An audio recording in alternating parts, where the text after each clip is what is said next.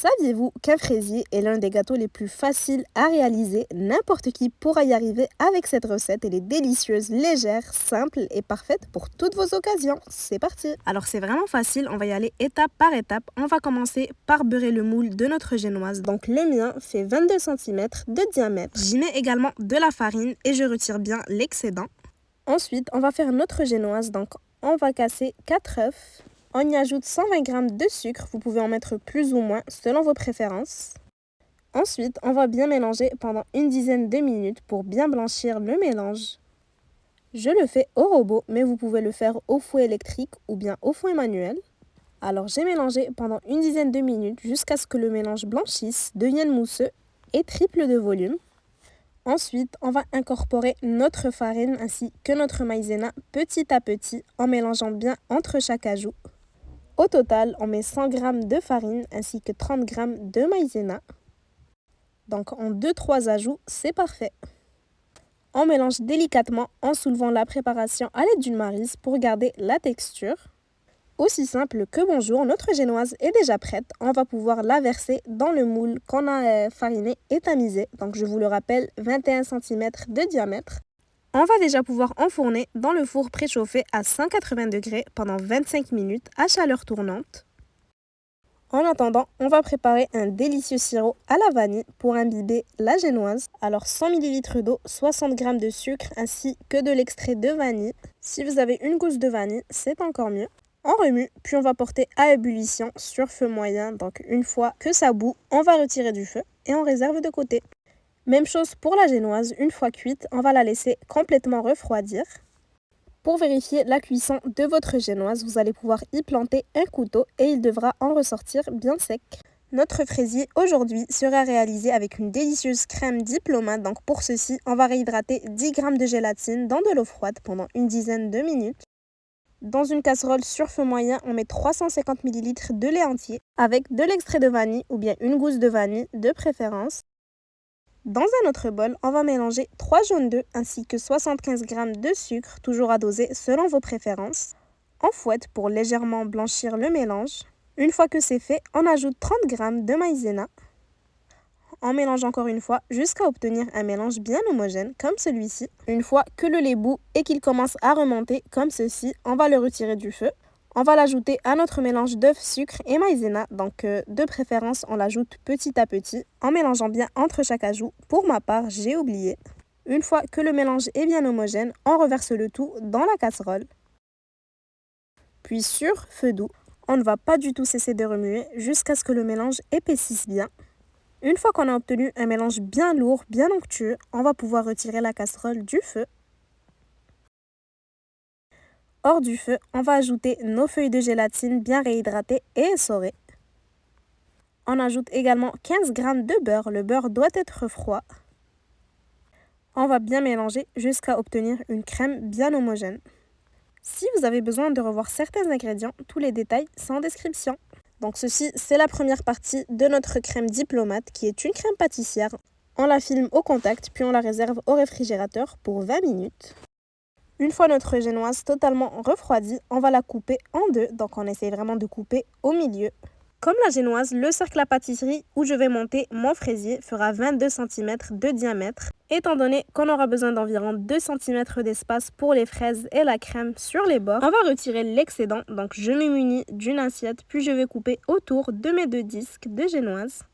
Mais ne jetez pas l'excédent, vous pouvez déguster votre café avec. Je prends 740 g de belles fraises, donc je vais bien les laver. Ensuite, je vais les équeuter. Si vous aimez les recettes de classiques de la pâtisserie comme celui-ci, n'hésitez pas à me laisser un petit like pour me le faire savoir et pour m'encourager, ça me fera très plaisir. Et surtout, abonnez-vous pour ne manquer aucune recette qui pourrait vous plaire. Je coupe une partie de mes fraises en deux, puis je coupe l'autre partie en petits morceaux comme ceci. Je viens aussi égaliser mes fraises coupées en deux pour avoir un joli contour. Pour faciliter le démoulage, je vais entourer mon cercle à pâtisserie de rhodoïde. Donc je vous le rappelle, mon cercle à pâtisserie fait 22 cm de diamètre.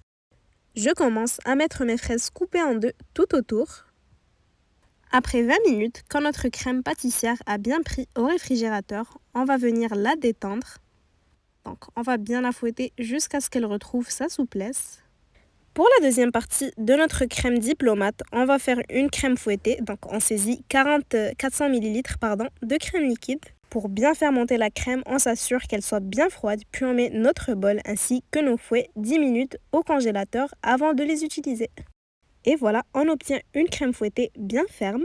Pour former notre crème diplomate, on va commencer par incorporer une petite partie de crème fouettée dans la crème pâtissière. On va bien fouetter. Ensuite, on va pouvoir incorporer le reste de la crème fouettée en 3 ou 4 ajouts. Cette fois-ci, on va mélanger délicatement à la maryse en soulevant la préparation comme ceci pour ne pas faire retomber la texture.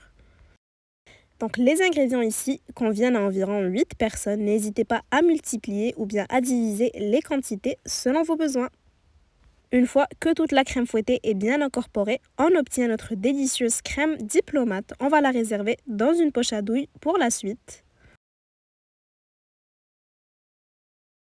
Donc on revient à notre assemblage. Au milieu, on va venir placer une génoise. On s'assure qu'elle soit bien placée avant de venir l'imbiber avec le sirop qu'on a réalisé tout à l'heure. Le sirop, on l'a réchauffé avant de l'utiliser.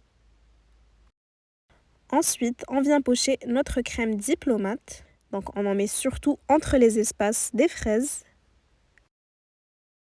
Ensuite, on va étaler la crème uniformément de partout, comme ceci. Par la suite, je vais mettre des fraises au centre. Donc je mets les fraises coupées en petits morceaux et non les fraises coupées en deux. Je poche à nouveau une couche de crème diplomate par-dessus mes fraises et je l'étale uniformément à nouveau.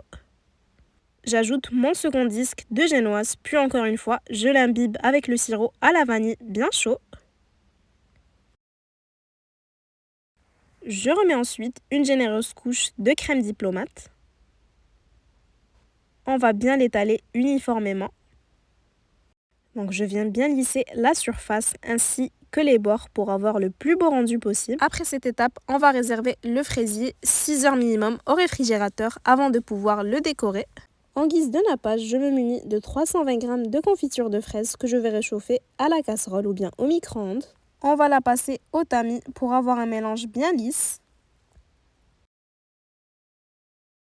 J'ai oublié de vous le montrer, mais avant de mettre mon fraisier au réfrigérateur, je l'ai recouvert de film alimentaire. Après 6 heures au réfrigérateur, une fois que le fraisier a bien pris, je viens étaler ma confiture uniformément. Elle doit être froide.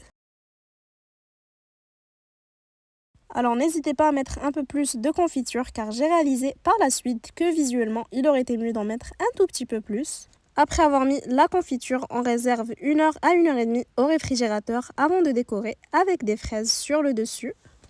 Ensuite, vous décorez comme vous le souhaitez. Moi, j'ai mis quelques perles alimentaires sur le dessus. Et finalement, on va pouvoir démouler délicatement. On retire le cercle à pâtisserie ainsi que le papier rhodoïde. Et voilà votre délicieux fraisier. J'espère que la recette vous aura plu. Si c'est le cas, n'hésitez pas à la liker, à la partager avec vos proches et à bientôt pour de nouvelles inspirations.